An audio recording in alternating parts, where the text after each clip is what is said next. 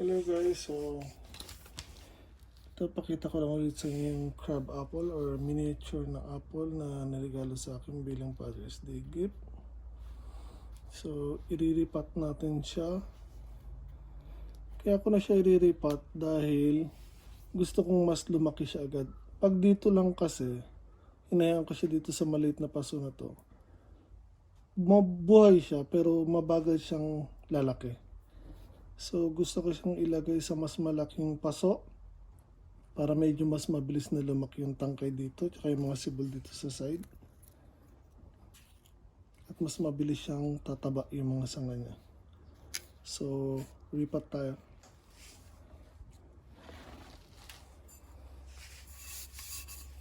So ito ang bala kong gamitin.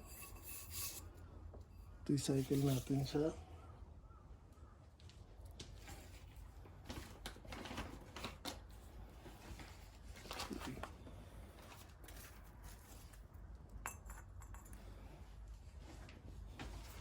Natin ang konti lupa.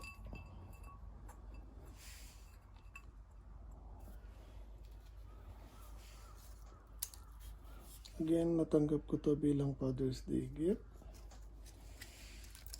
So, tanggal natin. Dahan-dahan lang. Kung nakakabit na yung ugat niya. Dahil nakakapit masyado sa paso.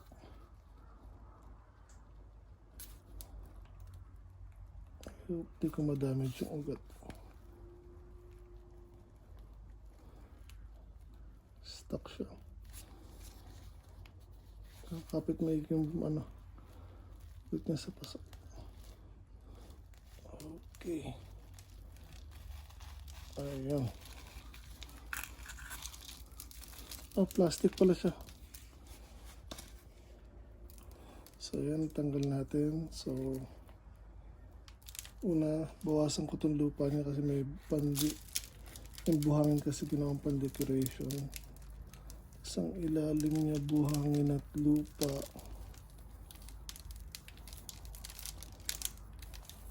For good drainage. Kaya buhangin na nilagay nila.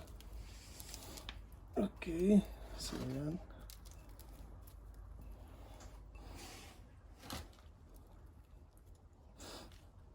Again, masyadong malaki ang paso para sa kanya. Pero kaya ko ginagawa yun dahil gusto ko siyang lumaki agad. Gusto kong pataasin to.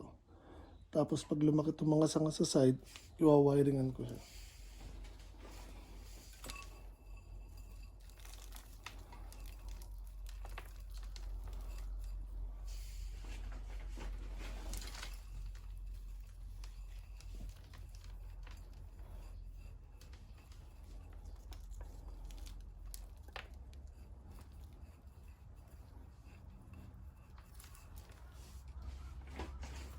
Make sure lang na siksikin niyo yung lupa sa side pag kayo maglalagay o magre-replant ng mga halaman nyo or bonsai. Kasi pag hindi nyo pinikpik yan, as time goes, bababa ng bababa yan. So make sure na nakapikpik sila.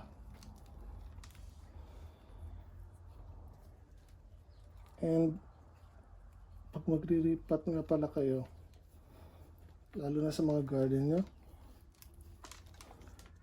pag nagtatanim kayo ng mga halaman nyo, huwag nyo tatakpan to kung nasa yung level ng lupa niya dati, yung original soil. Siguraduhin nyo doon pa rin, hindi siya nakabaon. So ayan, tapos na tayo. Again, sabi ko, repot lang naman siya para mas lumaki agad siya, mas mabilis ang paglaki niya. So ayan, thank you for watching. So kung pwede, give me a thumbs up, like niyo po ang video, share and subscribe po, laking tulong sa akin. Salamat.